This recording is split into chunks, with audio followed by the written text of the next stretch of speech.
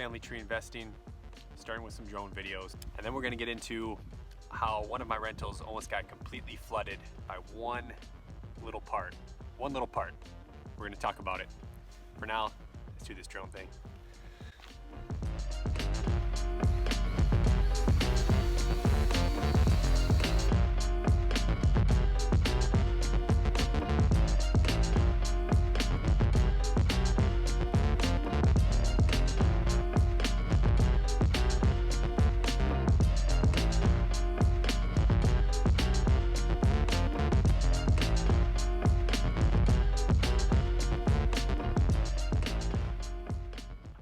Like I said, guys, I'm starting this episode off by telling you an issue that recently came up in one of my rentals.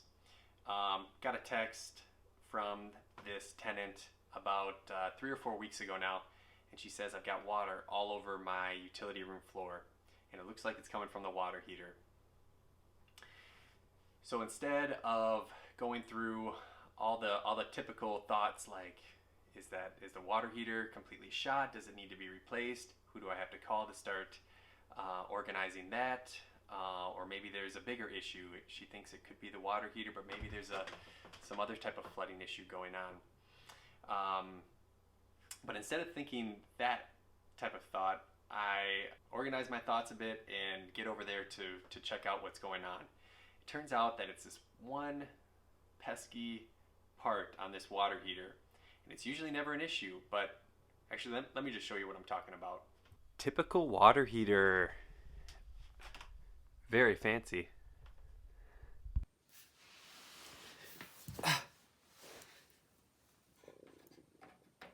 Drain valve on the water heater.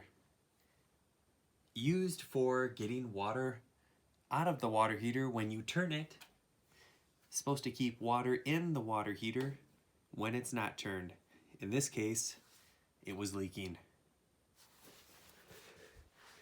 Yeah, so this drain valve, right, made out of plastic, sure enough, it cracks, and was about to get worse, obviously, and cause a bunch of water damage in that particular unit. And not only does that result in some time and energy, but also an unhappy tenant that now has to deal with the effects from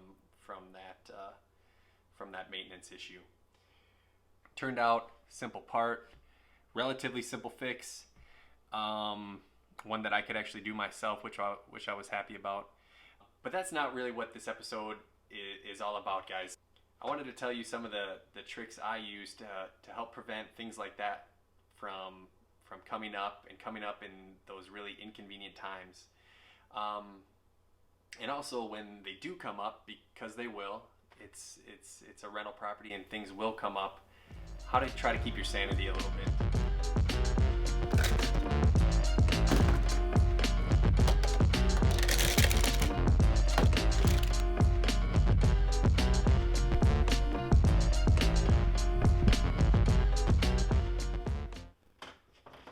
So the first tip to help prevent issues from coming up is best explained by my wife and better half, Brittany. So Dustin and I like to be proactive when it comes to our properties. So by this we mean that we want to keep the place up to our standards. So if we wouldn't personally live there, then we wouldn't want someone else to live there. So we like to take inventory and make a list of things that we need to have done at that property before we would let someone else move in there.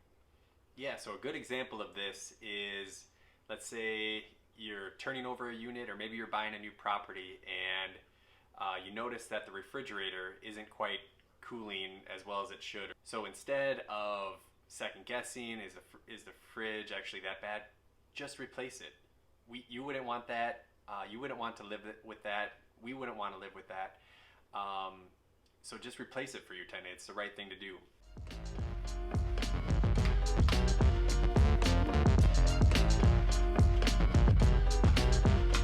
Okay, tip number 2, and I know Brittany's not joining us right now, but she went to tend to our daughter Surin, which you haven't met yet either, but maybe I can throw a little snapshot on here.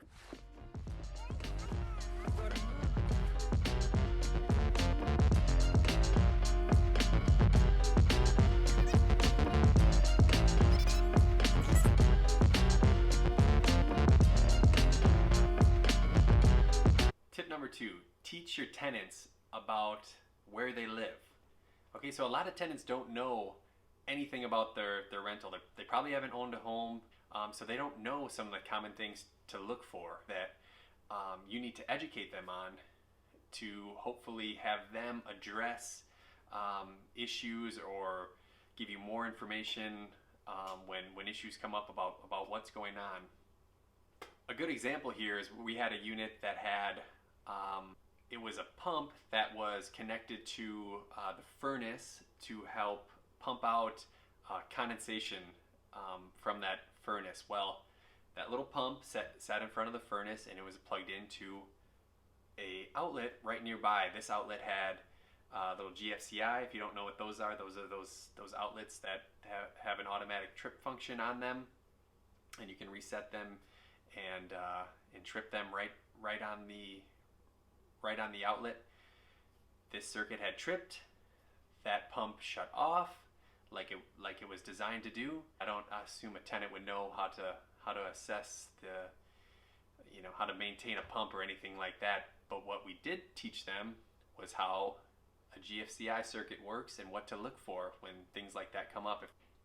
If they're not getting power to a particular outlet, that could be a first thing to check. Likewise, the circuit breakers and things like that. So everything like that is our second tip, which is, again, teaching your tenants about the property that they live in.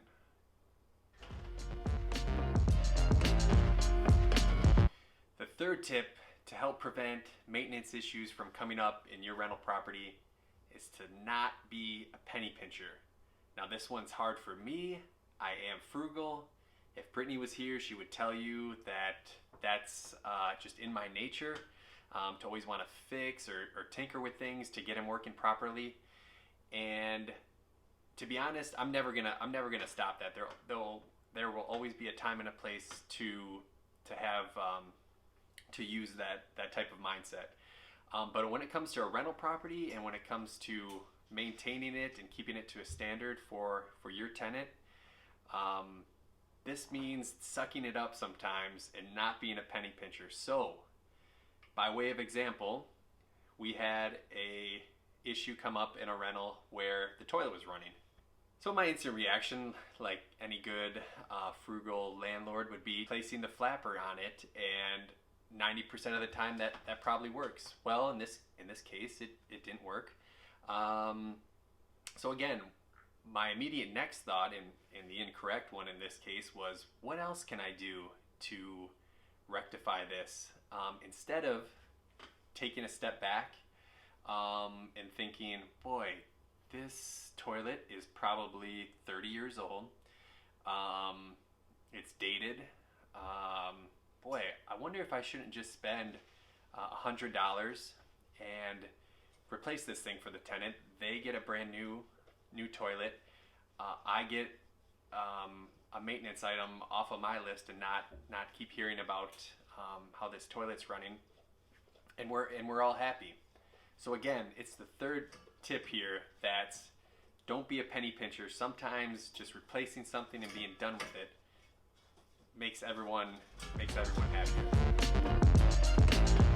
Okay, so this is tip number 4, but now we're talking about things to help keep your sanity when maintenance issues come up. The first thing you have to keep in mind is that everything can be fixed.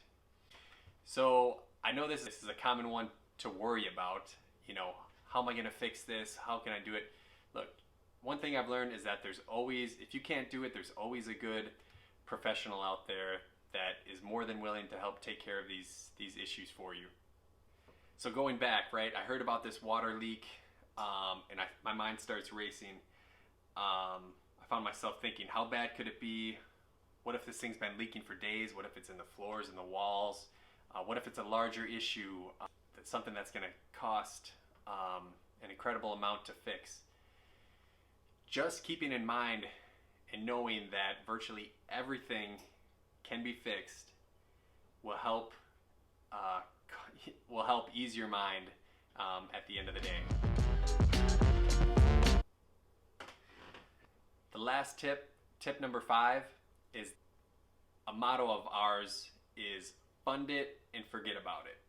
And what we're referring to here is funding a savings account of exactly four expenses. So when they do come up, and they will come up, funding that account and managing it so that there's money there when these things come up. Personally, we have an account set aside for large expenses. So this is something that we've pre-funded and actively ensure that every month it's replenished if we ever have to use something like that. Luckily, we haven't had to touch that for a while here, but you know, a water heater breaks, a furnace, things like that. That account is already pre-funded and ready to go. And again, the reason for this is so you're not sitting there panicking when something comes up, right? The last thing you want to think about is, where am I going to find the money to replace that furnace, all right? Because as a landlord, that's what you signed up for. That's your duty to replace those types of things for your tenants. Again, pre-fund that, and it's out of sight, it's out of mind, and it's there when you need it. And when you do need to use it, you replenish it the following month. That's tip number 5. All right, guys, I hope this information was helpful for you.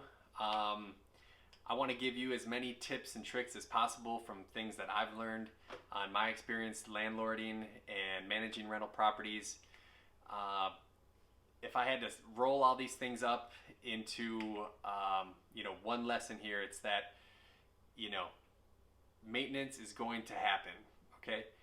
And when it does happen, you need to be prepared. So there's things that you can do ahead of time, all those proactive things that I mentioned, and things you can do to help keep you sane when they do come up. And hopefully, using the tips and tricks that I told you about here, it'll help you accomplish both of those things. And I look forward to telling you more tips and tricks in our next video here. All right, guys, talk to you soon.